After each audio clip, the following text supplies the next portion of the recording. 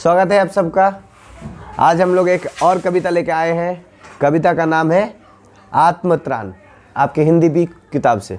दीजिए थोड़ा।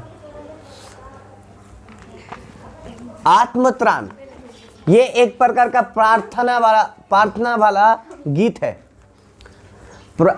हम लोग इसको कह सकते हैं कि ये एक प्रार्थना गीत है, आत्मत्राण। तो लिखा है किसने? रविंद्रनाथ ठाकुर ने। रविंद्रनाथ ठाकुर सबको पता होगा शायद, जिनकी मातृभाषा बांग्ला है उनको तो खासकर पता ही होगा। रविंद्रनाथ ठाकुर कौन है? रविंद्रनाथ ठाकुर बांग्ला भाषा के एक प्रसिद्ध कवि है। सिर्फ कवि नहीं, कवि, लेखक, उपन्यास लेखक, गीतकार। गीतकार माने जो गाना लिखते हैं। उन्होंने कई सैकड़ों गीत, सैकड़ों क्या हजारों गीत लिखे थे। उन्होंने हजारों कविताएं लिखे थे, हजारों कहानी, हजारों उपन्यास, बड़ी बड़ी नोवेल्स, ऐसी बहुत सी कृति उन्होंने बांग्ला भाषा में लिखा था। और उन्होंने बांग्ला भाषा को पूरे जग में प्रोत्साहित किया था। और इसके साथ साथ बांग्ला भाषा में लेखन के लिए उनको नोबेल प्राइज भी मिला था कि नहीं? हाँ? साहित्य के लिए इनको नोबेल प्राइज मिला था। ये भारत के सबसे पहले नोबेल प्राइज पाने वाले व्यक्ति हैं। हम लोग जीके में पढ़ते हैं ना कि सबसे पहले नोबेल प्राइज पाने वाले रविंद्रनाथ ठाकुर। तो इनका पढ़ाई लिखाई कहाँ हुआ था? ये पढ़ाई लिखाई घर में ही करते थे। और बैरिस्ट्री पढ़ने के लिए विदेश भी गए थे। उस समय बैरिस्ट्री पढ़ने की धूम थी। जिनको अंग्रेजी अच्छी आती थी वो बैरिस्ट्री पढ़ने के लिए, अंग्रेजी अच्छी नहीं भी आती थी तो अंग्रेजी पढ़ते थे जानने के लिए। क्यों? क्योंकि अंग्रेज के यहाँ तो अंग्रेजी में कामकाज होता है ना। तो उन्होंने ये कविता लिखा है बांग्ला में। रविंद्रनाथ ठाकुर ने, उनका जन्म हुआ था 1861 में और उनका देहावसान हुआ था 1941 में। तो जन्म हुआ था 1861 में और देहांत हुआ था 1941 में, रविंद्रनाथ ठाकुर। तो इन्होंने आत्मत्राण लिखा था। ये कविता एक्चुअली किस में लिखा गया था? बांग्ला भाषा में। विपदे मोरे रक्षा करो, ये नहे मोर प्रार्थना। बांग्ला भाषा में लिखा गया था, जिसका शीर्षक था विपदे मोरे रक्षा करो। हजारी प्रसाद द्विवेदी जो रविंद्रनाथ के बड़े प्रशंसक थे, रविंद्रनाथ ठाकुर के बड़े प्रशंसक थे हजारी प्रसाद द्विवेदी, उन्होंने इस कविता को हिंदी में ट्रांसलेट किया था। कविता किस में लिखा गया था? बांग्ला में। ये एक्चुअली ये प्रार्थना गीत है। क्या है? प्रार्थना गीत। इसको बांग्ला में लिखा गया था और हजारी प्रसाद द्विवेदी ने इसको किस में ट्रांसलेट किया था? हिंदी में ट्रांसलेट किया और हम सब के बीच प्रस्तुत किया, ताकि हिंदी भाषी भी जान पाए कि इस कविता का सार क्या है, इस कविता का क्या मतलब है। हमारे झारखंड में ऐसे बहुत सारे लोग हैं जो कहते हैं कि बांग्ला भाषा का कोई वैल्यू ही नहीं है। उनको कहिए, उनसे ज़रा पूछिए, बांग्ला भाषा का कोई अगर वैल्यू नहीं है तो फिर राष्ट्रगान कौन सी भाषा में लिखी गई है? राष्ट्रगान बांग्ला भाषा में लिखी गई है। जन गण मन अधिनायक जय है। यदि बांग्लाते भालो करे बोली ताहले এটা হবে জনগণ মন অধিনায়ক জয় है। अच्छा देखो फोन चलो। आत्मत्राण कविता भी बांग्ला में लिखा गया, जिस तरह से हमारा राष्ट्रगान भी बांग्ला में लिखा गया है। नहीं, राष्ट्रगान बांग्ला में लिखा गया। किसी को बहुत से ऐसे लोग होते हैं जिनको पता ही नहीं है कि राष्ट्रगान बांग्ला में लिखा गया है। हमारा राष्ट्रगान बांग्ला में लिखा गया और जस का तस है, उसी तरह से रखा गया। उसको ट्रांसलेट भी नहीं किया गया। हाँ, जनगण मन अधिनायक जय है, भारत भाग्य विधाता। तो जब इसको हम लोग बांग्ला में पढ़ेंगे तो जनगण मन अधिनायक जय है, भारत भाग्य विधाता। जस्ट उच्चारण में फर्क है। ज्यादातर शब्द ऐसे हैं जैसे जन, गण, मन, अधिनायक, ये शब्द बांग्ला में भी यूज होता है और हिंदी में भी। इसीलिए लोगों को पता नहीं चलता कि ये बांग्ला में है कि हिंदी में है। खासकर जो हिंदी भाषी है उनको नहीं पता चलता। जो बंगाली है उनको तो पता ही है कि ये बांग्ला में लिखा गया है। तो सिर्फ भारत की नहीं, एक ऐसा अनूठा बात है कि रविंद्रनाथ ठाकुर एक ऐसे राइटर है, ऐसे लेखक है जिन्होंने दो देशों की राष्ट्रभाषा जिन्होंने लिखा है। नहीं ना, राष्ट्रगान, दो देशों की राष्ट्रगान जिन्होंने लिखा है। रविंद्रनाथ ठाकुर 2 देशों के राष्ट्रगान लिखा है। पता है आपको? आप लोगों को पता है? बांग्लादेश के राष्ट्रगान रविंद्रनाथ ठाकुर ने लिखा है और भारत के राष्ट्रगान भी रविंद्रनाथ ठाकुर ने लिखा है। বাংলাদেশকে রাষ্ট্রগান, আমার সোনার বাংলা আমি তোমায় ভালোবাসি। আমার সোনার বাংলা আমি তোমায় ভালোবাসি। तो रविन्द्रनाथ ठाकुर बांग्ला भाषा के इतने महान लेखक अथवा कवि थे। तो उन्होंने लिखा है ये आत्मत्राण कविता। तो इसको हम लोग समझेंगे कविताओं की लाइनों में और कविताओं की भाषाओं में। बहुत ही सुंदर ये प्रार्थना है कि हमें ईश्वर के पास, ईश्वर के निकट जब हम लोग प्रार्थना करते हैं तो किस प्रकार प्रार्थना करनी चाहिए। हमें कभी भी ईश्वर से कुछ खुद की स्वार्थ के लिए या खुद की आत्मा के लिए, अपनी मुक्ति के लिए या अपनी सुविधा के लिए, अपने स्वार्थ के लिए कुछ मांगना नहीं चाहिए।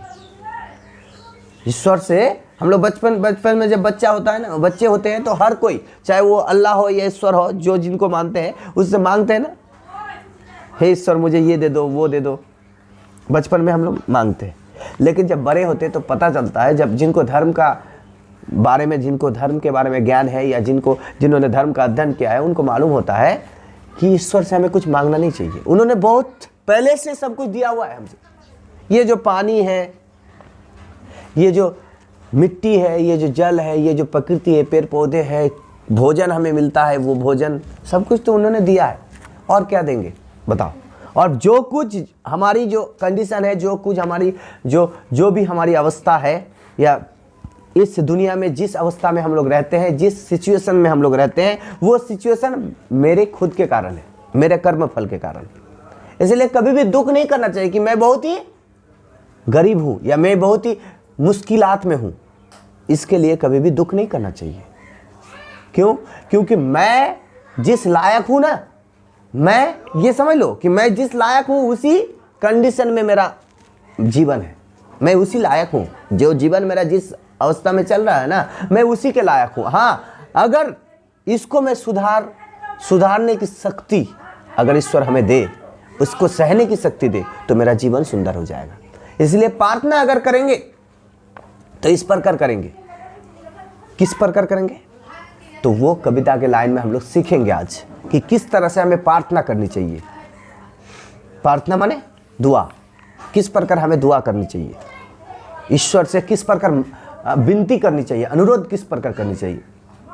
विपदाओं से मुझे बचाओ, यह मेरी प्रार्थना नहीं। देखो कितनी बड़ी बात कि विपत्ति तो सबके, संकट, आपदा, विपत्ति, मुश्किलात सबके जीवन में आएंगे कि नहीं बताओ। ऐसा कोई है जिनके जीवन में कोई मुश्किलात नहीं आई हो या कभी नहीं आएंगे? ऐसा है व्यक्ति कोई दुनिया में? तो विपदा तो आएंगे ही, मुश्किलात तो आएंगे ही, संकट तो आएंगे ही जीवन में। लेकिन क्या कहते हैं कि प्रार्थना करो ईश्वर से इस प्रकार से कि हे ईश्वर विपदाओं से मुझे बचाओ। ये मेरी प्रार्थना नहीं है। मेरी प्रार्थना ये नहीं है कि आप मुझे विपदा हो, हर विपत्ति में आप मुझे बचाने आओ, आप मुझे संकट से उबारने के लिए आओ। ये मेरी प्रार्थना नहीं। केवल इतना हो करुणामय, कभी ना विपदा में पाऊं भय। इतना करुणा आप कीजिए मुझे, इतना आप मुझे ताकत दीजिए ताकि मैं विपदा में ना पाऊं भय। कोई भी संकट हो, कोई भी विपत्ति हो, कोई भी आपत हो, कोई भी आफत हो या कोई भी मुश्किलात हो, उस दौरान हमें भय ना हो, हमें डर ना लगे कि इतनी बड़ी मुश्किलात है तो कैसे मैं इसको पार होऊंगा, इसका डर मेरे अंदर न सताए मुझे। इतना होना चाहिए। हे ईश्वर आपसे मेरी इतना गुजारिश, इतना प्रार्थना है कि आपसे मेरी गुजारिश है कि कितनी भी मुश्किलात जीवन में आ जाए, कितनी भी तकलीफ जीवन में आ जाए, लेकिन उस तकलीफ के दौरान, उस विपत्ति के दौरान मैं भय ना करूं। मेरे अंदर साहस रहे, निर्भयता रहे कि मैं उस विपत्ति से लड़ सकूं, उस संकट का सामना कर सकूं। इतनी ताकत मुझ में होनी चाहिए। मैं यही प्रार्थना करता हूँ। आप मुझे बचाओ ये मैं नहीं चाहता हूँ, मुझ में खुद में लड़ने की ताकत हो ये मैं चाहता हूँ। समझो बात, कितनी बड़ी बात है। ये आत्मविश्वास को बढ़ाने की बात है, ये खुद को काबिल बनाने की बात है। यही तो धर्म का मूल लक्ष्य है। धर्म का मूल लक्ष्य है आपको सुधारना, आत्मबल को बढ़ाना, आपकी चेतना के स्तर को बढ़ाना। यही धर्म का मूल लक्ष्य है। फिर क्या कहता है, सुनो, दुख ताप से व्यथित चित्त को न दो सांत्वना नहीं सही। मेरे दुख ताप से व्यथित इस मन को, कभी दुख हो, ताप हो, संताप हो, तो उस दुख और व्यथा में जब मन मेरा व्यथित हो जाता है, मन जब दर्द से घायल हो जाता है, दर्द से जब मन घायल हो जाता है, दुख से, ताप से, जिंदगी के मुश्किलात से जब मन व्यथित हो जाता है, दर्द से मन जब भर जाता है, तो उस समय दुख ताप से व्यथित चित्त को, चित्त माने मन, चित्त माने मन, तो कहते चित्त को, व्यथित चित्त को न दो सांत्वना नहीं सही। मुझे कोई सांत्वना देने ना आए ना, फिर भी सही। यानी मेरे दुख को दूर करने के लिए सहानुभूति जगाने वाला, मेरे दुख को बांटने वाला अगर कोई ना हो तो नहीं सही, ना ही हो फिर भी सही है। पर इतने होवे करुणामय, लेकिन हे करुणामय इतना होना चाहिए, क्या, कितना होना चाहिए कि दुख को मैं सदा कर सकूं जय, मैं दुख को जय कर सकूं, दुख को मैं, दुख पर विजय प्राप्त कर सकूं, दुख को मैं फतेह कर सकूं, दर्द को मैं फतेह कर सकूं। इतना करुणा आप मुझे कीजिए। कोई मेरी सहायता ना करे, कोई मेरा सहानुभूति ना बने, कोई मेरी दर्द को बांटने ना आए, नहीं सही, कोई मुझे सांत्वना ना दे, नहीं सही, लेकिन इतना होवे करुणामय कि मैं उस दुख को खुद ही जय कर सकूं, उस दुख पर विजय प्राप्त कर सकूं। कोई कहीं सहायक ना मिले तो अपना बल पौरुष ना हिले। अगर मुझे जीवन में कोई सहायक ना मिले, यानी कि मेरी सहायता करने वाला मेरे जीवन में ना हो, मैं दूसरों की सहायता कर रहा हूं लेकिन मेरी सहायता कोई ना कर रहा है, फिर भी कोई कहीं सहायक ना मिले तो अपना बल पौरुष ना हिले। तो अपना जो चेतना का बल है, पौरुष माने चेतना, तो अपना जो चेतना का बल है, विवेक का बल है, मन का बल है, अंदर की जो ताकत है, वो कभी ना हिले। अगर कोई सहायता करना मिले, सहायता करे तो अच्छी बात है, ना भी करे तो मेरे अंदर की जो ताकत है वो कभी कम ना हो। आप इतना करुणा कीजिए। अगर कोई सहायक ना मिले तो अपना बल पौरुष ना हिले, अपनी जो आत्मबल है वो कमे ना, वो घटे ना। आप मुझे इतनी ताकत दीजिए, आप मुझे इतनी करुणा कीजिए हे ईश्वर। ऐसे प्रार्थना करनी चाहिए हमें। इसमें कुछ ईश्वर से हम मांगना नहीं चाहते। ईश्वर को कहते कि आप मुझे इतनी काबिल बनाइए, इतना उपयुक्त बनाइए मुझे कि मैं खुद अपनी जीवन की हर मुश्किलों से खुद उसकी मुकाबला, उसका सामना, उससे संघर्ष मैं खुद कर सकूं। और यही जीवन का मंत्र है कि जीवन में हर जो मुश्किलात होगी, हर जो जीवन में अनुकूल प्रतिकूल परिस्थितियां होंगी आपके सामने, उसके साथ, उसके विरुद्ध आपको खुद लड़ना है। कोई ना आवे उसे बचाने, वो खुद ही लड़ता जाता है। मेरी एक कविता है, उसका लाइन है कि कोई ना आवे उसे बचाने, वह खुद ही लड़ता जाता है। कौन? चंद्रमा। चंद्रमा को देखो, ध्यान से सुनो इधर, चंद्रमा को देखो हो कि नहीं? चंद्रमा रात में हमें रोशनी देती है कि नहीं? रात में जब चंद्रमा रोशनी देती है तो हमें रात की अंधेरा से थोड़ा राहत मिलती है। लेकिन उसी चंद्रमा जो हमें हेल्प करती है, उस चंद्रमा को जब ग्रहण लगता है या उसमें जब अमावस आता है, अमावस, तो उसको कोई हेल्प करने जाता है कि तुमको अमावस लग गया, ग्रहण लग गया, चलो मैं हेल्प करता हूँ तुमको। तब चांद को कोई नहीं हेल्प करता। चांद सबको हेल्प करता है रोशनी देके, किरण देके, लेकिन चांद को कोई हेल्प नहीं करता। चांद खुद से लड़ता जाता है, फिर खुद से लड़ के फिर वो पूर्णिमा तक जाता है कि नहीं? तो इसलिए कोई ना आवे उसे बचाने, वह खुद ही लड़ता जाता है। तो जिंदगी में हर किसी के साथ यही होता है, उसको खुद लड़ना है। कोई आपका दुख, जिसको लोग कहते हैं ना कि दुख बांटना, तो क्या होता है? ये दुख को, मेरे अंदर जो मुश्किलात है या दुख है, दर्द है, मैं उसको किसी को सुना रहा हूं, तो उससे क्या होता है? दर्द तो उतने ही रह जाते। कोई अगर सहानुभूति दिखाता है तो क्या होता है? आत्मबल बढ़ता है, कुछ नहीं होता। दूसरा चीज, वही चीज में इंपॉर्टेंट है कि आपके अंदर की ताकत जब बढ़ जाती है, किसी ने कहा नहीं इसमें घबराने की क्या बात है, ये तो सिंपल सी बात है, तो मन में एक ताकत आती है, तब तो ये सबके साथ होता है, तब तो ये कोई बात नहीं है। तो ये आपके मन में परिवर्तन आता है, फिर दुख कम हो जाता है। दुख कब कम होता है? जब मन की ताकत ज्यादा हो, दुख ऑटोमेटिकली कम हो जाता है। तो मेन चीज क्या है? ईश्वर से प्रार्थना इसलिए करो कि हे ईश्वर, आप मुझे सहनशील बनाओ, आप मुझे सुदृढ़ बनाओ, आप मुझे आत्मबल से परिपूर्ण बनाओ, आप मुझे सत्य की ओर चलने की ताकत दो, शक्ति दो। तो ये ईश्वर से प्रार्थना करनी चाहिए। आगे है, हानि उठानी पड़ी जगत में, लाभ अगर वंचना रही। अगर जगत में मैं जिस काम में जाऊं उस काम में मेरे हानि हो, होता है ना कभी कभी कि मैं जहां जा रहा हूं वहीं हानि हो। लाभ अगर वंचना रही, लाभ मुझे नहीं मिल रहा है, मैं जहां जा रहा हूं वहीं मुझे क्या मिल रहा है? नुकसान। तो भी मन में ना मानी इच्छाएं। लेकिन सबसे बड़ी बात, मन में मैं इच्छाएं मानता हूं, मेरा नुकसान हो रहा है, सामाजिक तौर पर मेरा नुकसान हो रहा है, आर्थिक तौर पर मेरा नुकसान हो रहा है, लेकिन मन में मैं मान रहा हूं नहीं, मैंने तो किया तो अच्छा था काम, मैंने उसका तो हेल्प किया था, उसकी तो मदद किया था, चाहे इसमें मेरा नुकसान क्यों ना हो जाए, लेकिन मन में मुझे बहुत शांति है।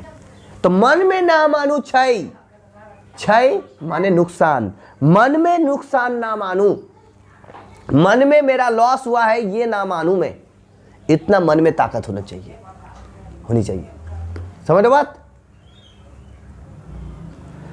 तो हानि अगर उठानी पड़ी जगत में, फिर भी कोई बात नहीं। अगर लाभ वंचना रहती है, लाभ अगर मुझसे दूर रहती है, कोई बात नहीं, लेकिन मैं मन में कभी क्षय ना मानू, मन में कभी हानि हुई है ऐसा ना मानू, मन में मेरा ताकत परिपूर्ण हो, मन का आत्मबल मेरा परिपूर्ण हो। मेरा त्राण करो अनुदिन तुम, त्राण, आत्म त्राण माने खुद की, आत्म माने स्वयं, यहां पर आत्म माने आत्मा नहीं, यहां आत्म आकर नहीं है, तो इसका मतलब देख स्वयं। आत्म त्राण माने खुद की त्राण, माने खुद की मुक्ति, माने मुक्त कर देना, माने आजाद कर देना। तो खुद की मुश्किलात से आजाद कौन कराएगा आपको? खुद को ही ना लड़के करना है। तो कहते हैं कि मेरा त्राण करो अनुदिन तुम, या मेरी प्रार्थना नहीं, ईश्वर से कहता है लेखक, कवि कहता है कि मेरा हर दिन तुम मुझे मुक्त करो, हर मुश्किलात से आप मुझे त्राण करो, त्राण, हर मुश्किलात से आप मुझे त्राण करो। ये मेरी प्रार्थना नहीं, ये मैं प्रार्थना नहीं करता हूं कि मुझे हर दिन आप आओ और आप मुझे रक्षा करके जाओ, आप मुझे मेरी रक्षा करके जाओ, मेरा उद्धार करके जाओ, मेरा त्राण करके जाओ, मेरी मुक्ति करके जाओ, मुझे फ्री करके जाओ हर दिन प्रॉब्लम से, समस्याओं से। ये मैं प्रार्थना नहीं करता हूं। तो फिर बस इतना होवे करुणामय, हे करुणामय, इतना होवे, इतना आप कीजिए, तरने की शक्ति हो अनामय, मेरे अंदर तरने की, जो भी समस्या है उस समस्या को पार करने की, उससे तैरने की और उसको तरने की, तरने माने उसको, उससे पार होने की शक्ति मुझ में होनी चाहिए। समस्याओं के उस पार जाने की शक्ति मुझ में होनी चाहिए। आप इतना करुणा कीजिए, आप इतना दया कीजिए कि ताकि मेरे अंदर समस्याओं से लड़ने की शक्ति हो। आप मेरा त्राण करो, ये मैं नहीं चाहता हूं, आप त्राण मैं खुद का कैसे करूं, उसका शक्ति आप मुझे दो, तरने की शक्ति दो, तैरने की शक्ति दो। नदी आप मुझे पार कराओ, मैं नहीं चाहता हूं, नदी पार करने के लिए तैरने की शक्ति आनी चाहिए, तैरना आना चाहिए, तो मैं तैर सकूं, ऐसा शक्ति आप मुझे दीजिए। मैं प्रैक्टिस करूंगा, कई बार डूबूंगा, कई बार उठूंगा, फिर प्रैक्टिस करते करते, अभ्यास करते करते, अभ्यास है ना तू कौनते या वैराग्य न चुगरी हते। तो अभ्यास और वैराग्य से मैं कुछ भी चीज हासिल कर सकता हूं। तो मैं डूबते पड़ते एक दिन तैरना भी सीख जाऊंगा। मेरा भार अगर लघु करके ना दो सांत्वना नहीं सही, मेरा भार लघु करने की आवश्यकता नहीं है। भार माने दायित्व, रिस्पॉन्सिबिलिटी। तो मेरा रिस्पॉन्सिबिलिटी, मेरे ऊपर जितना भार है, मेरे ऊपर जितना दायित्व है, उसको लघु करके, उसको छोटा करके मुझे सांत्वना देने की आवश्यकता नहीं है। मेरे अंदर जो भार है, मेरे ऊपर जो भार है, मेरे ऊपर जो दायित्व है,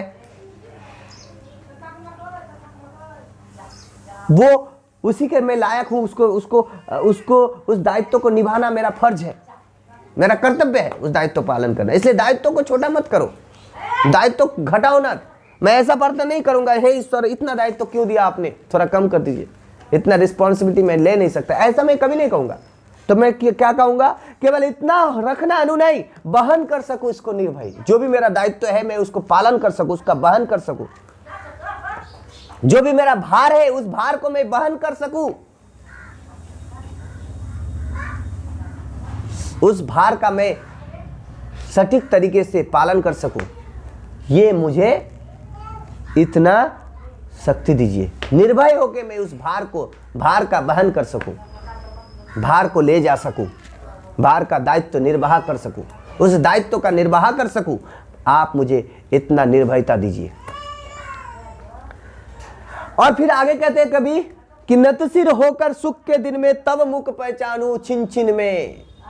आप मुझे इतना करुणा कीजिए कि हे ईश्वर, दुख में तो आपको सबको याद करते हैं, मैं सुख के दिनों में भी आपका मुख पहचान सकूं, आपके मुख का शरण कर सकूं, आपके नाम का गुणगान कर सकूं, आपके नाम का स्मरण कर सकूं। कब? सुख के दिन में। सुनो ध्यान से महाप्रोजा, तो दुख में तो ईश्वर को सबको याद करते हैं ना, तो कहते कि मैं आपसे प्रार्थना करता हूं, हे ईश्वर सुख के दिन में भी मैं आपको पहचान सकूं, आपको याद कर सकूं, आप मुझे इतना करुणा कीजिए। नतसिर होकर सुख के दिन में तब मुख पहचानूं छिन छिन में, सर को झुकाकर मैं सुख के दिन में भी मैं आपको क्षण क्षण में याद कर सकूं, आप मुझे इतना प्रार्थना कीजिए।